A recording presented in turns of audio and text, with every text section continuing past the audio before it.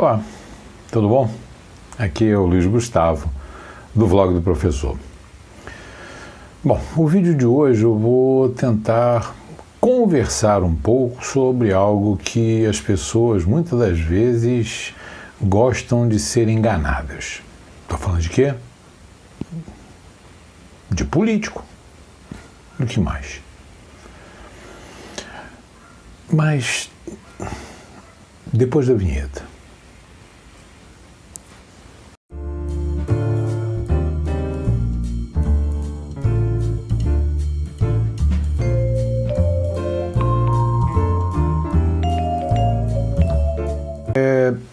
Uma coisa que a gente tem muito a observar, e hoje o vídeo vai ser uma coisinha um pouquinho diferente do que normalmente eu faço. Nós vamos fazer as nossas críticas de sempre, óbvio, né?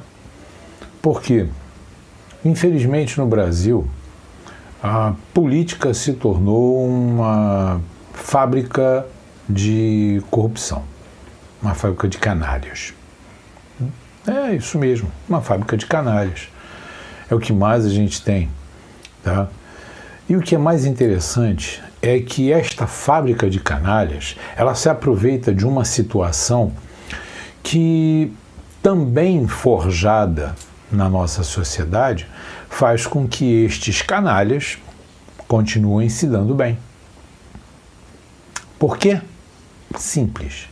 Porque o povo brasileiro carece de se posicionar, de se colocar na posição real de detentor do maior de todos os poderes, o poder do voto. Faltam menos de 2 meses aí, mais ou menos, para que a gente tenha no Brasil eleições para presidente, para deputado federal, deputado estadual, para senador, para governador, mas as pessoas só estão se preocupando com o presidente. E esquecem que um presidente sozinho não vai fazer absolutamente nada. Hoje, por exemplo, eu estava vendo um jornal local que estava comentando a respeito dos gastos da Alerj, maiores do que a da Assembleia Legislativa de São Paulo, que é maior do que a do Rio de Janeiro. E começa a analisar o porquê desse viés político, porquê dessa visão que o político tem de ser um aproveitador, porque ele não tem cobrança.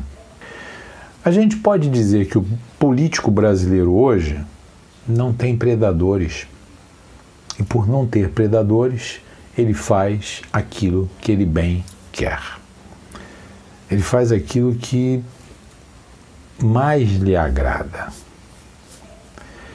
Então, o que a gente acaba por ver é exatamente um ranço de corrupção, uma situação de roubalheira que, mesmo a gente tendo políticos honestos, gente, existe político honesto.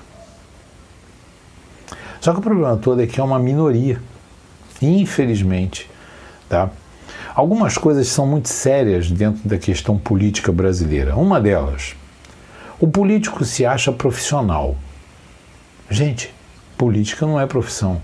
Política é serventia pública. É você servir ao público durante o seu mandato. Seja 1, 2, 3, 15, sei lá quantos, mas é você servir ao público. Você é um servidor público. O político é isso. O político, ele tem por base servir ao público. Só que desde a época da colônia, o que a gente verifica é o político sendo servido pelo público. É o político mandando.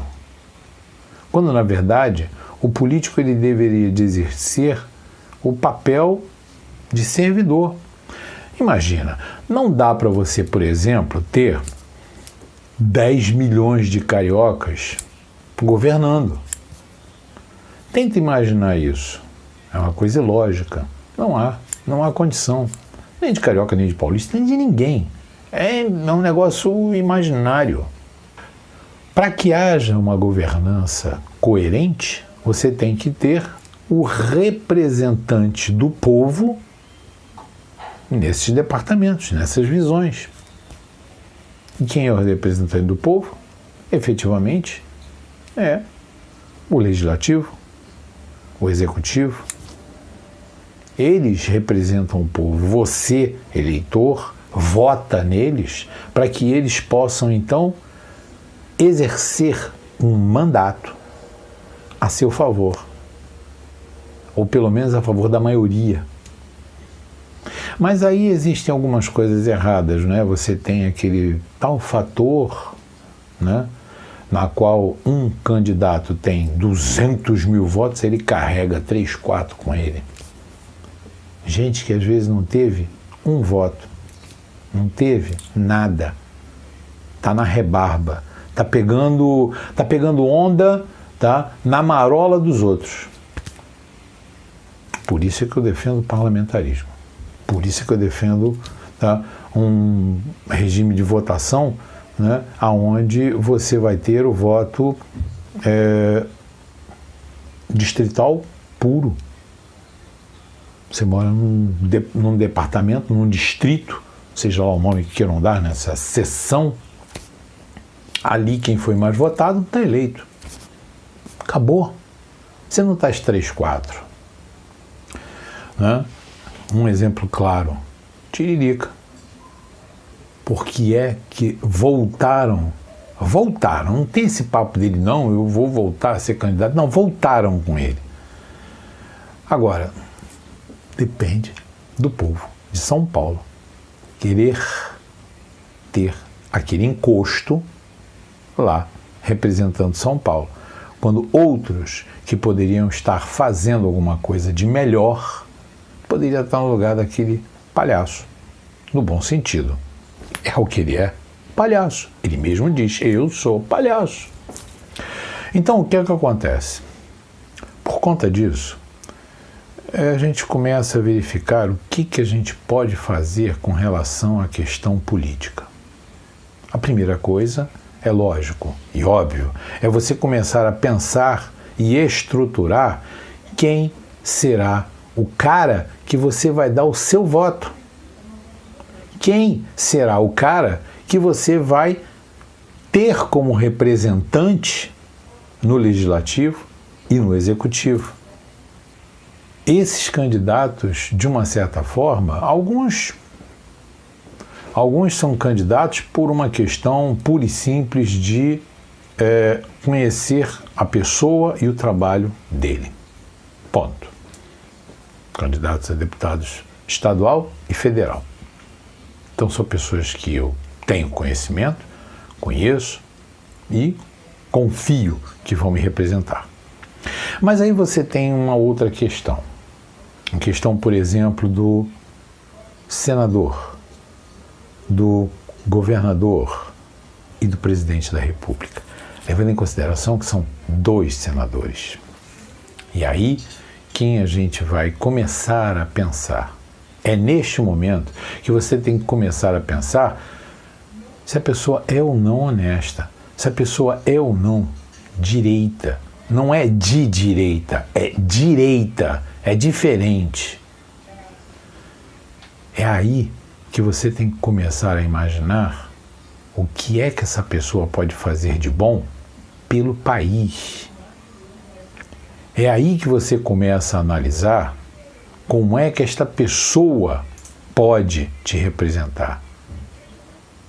E aí vem as questões que eu acho que é macro, né, dentro dessa minha fala.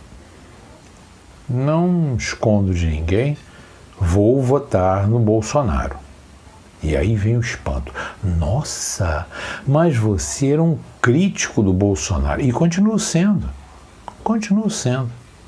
Eu acho que às vezes ele fala coisa que não deveria, tá? Eu acho que ele já melhorou bastante, já melhorou muito. Ele já começou a ter uma maturação de palavras, de fala. Mas aí vem uma outra velha fala, vamos dizer assim. O inimigo do meu inimigo é meu amigo. E hoje o meu inimigo é a esquerda. É Ciro Gomes, é Alckmin, é Marina, é o Meirelles. E aí a gente começa a ter uma outra questão bastante grave e bastante séria a pensar. A estratégia do PT, estratégia canalha do PT, para poder colocar candidato. A todo instante estão insistindo em quem? Lula. E Lula. Gente, Lula não pode ser eleito. Lula não pode se candidatar. A não ser que rasguem a lei. Mas ele não pode se candidatar. Ele é ficha suja. Ele já foi votado em segunda instância. Está preso. Mas o PT insiste numa jogada canalha e safada de enganar mais uma vez o povo. Porque aí coloca-se aquela visão do Lula, porque o Lula, porque o Lula, porque o Lula, porque o Lula, e depois você vai ter que engolir um Haddad e uma Manuela Dávila pela goela abaixo. Mais uma vez o PT vai te enganar. Mais uma vez o PT vai te engrupir. Que é a única coisa que esse partido sabe fazer. Mais nada. É um partido que, por mim, ele poderia ser fechado. Não causaria, para mim, nenhum espanto e não ajudaria em nada mantê-lo aberto. É um partido que não tem, para mim, uma expressão, a não ser a expressão danosa que ele causou no Brasil. Ele e seus puxadinhos, diga-se de passagem. Então, vou votar no Bolsonaro. Sim. E as pessoas falam, mas por quê? Talvez porque seja uma das únicas opções de mudar a cara desse Brasil. E as pessoas que me conhecem também sabem que eu já cansei de dizer, mudar a cara do Brasil, você teve o Collor, você teve... Sim, todas as enganações. Só que é um detalhe, né? O Collor já era rico, dono de empresas de comunicação antes de se eleger. Ele não ficou rico depois, ele já era. Então dali veio a enganação. Da mesma forma com o senhor Luiz Inácio Lula da Silva, foi um grande engodo. Tenta imaginar um Luiz Inácio Lula da Silva com aquele discurso dele da década de 80, 90, e ele fazendo alguma coisa em prol do povo realmente, não enganar o povo dizendo que ia tirar o povo da pobreza. Cadê? Aonde que está essa retirada da pobreza? As únicas pessoas que eu vi ele retirar da pobreza foi o filho dele e ele. Mas ninguém. Então, está na hora do povo brasileiro começar a ver, não salvadores da pátria, mas pessoas que tenham brio e decência para serem presidentes da República. Eu, de agora em diante, logicamente que esse vai ser um primeiro vídeo, vou fazer outros, mas o Vlog do Professor, a partir de agora, começa a trabalhar em prol da campanha do senhor Jair Bolsonaro. É um compromisso. Da mesma forma como eu tenho compromissos com os meus amigos, que serão deputado federal, estadual, senadores, a gente vai escolher com calma e a dedo. Governadores, eu também já tenho nome, uma pessoa que também se mostrou íntegro, honesto, um homem de justiça.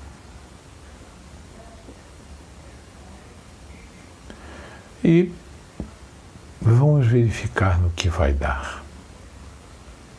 Infelizmente, no Brasil, essa é a postura que nós temos que ter. É chato? É. É ruim? Demais. Mas não tem outro jeito. Infelizmente, é postar. Para que a gente possa ter uma limpeza nessa república. Porque a você, monarquista que me ouve, a monarquia só vai voltar no momento em que a gente conseguir limpar essa república. Porque botar a monarquia nessa república suja não vai resolver nada. As coisas não vão sair dos eixos. Elas vão continuar neste eixo torto que está até hoje. Então acho que a gente precisa sim de uma pessoa dura. Senhores, falácia é uma grande arma da esquerda. E ele é um populista que gosta dessa falácia. Então, senhores, não só por ser afiliado ao PSL, e me afiliei ao PSL não por causa de Bolsonaro, me filiei ao PSL por ler o estatuto, as propostas e entender que pelo menos o que está escrito no partido bate com o que eu penso de Brasil, com o que eu penso de uma luta política em prol do Brasil e dos brasileiros. Por isso eu me filiei a ele. E por conta disso, eu estou aqui colocando o blog luizgustavocrispino.wordpress.com, o vlog do professor, minha página do Facebook e os meus contatos do WhatsApp em prol da campanha do deputado Jair Bolsonaro. Eu espero poder contar com você que me ouve, para que você possa raciocinar como eu, da mesma forma como eu defendo a monarquia, num sentido científico. Vamos defender uma campanha de um homem de brio por questões científicas, não por amores, porque eu não estou defendendo Bolsonaro por amor, mas porque é o que eu vejo hoje de melhor para o Brasil. Muito obrigado por me ouvirem e até a próxima. Fica com Deus.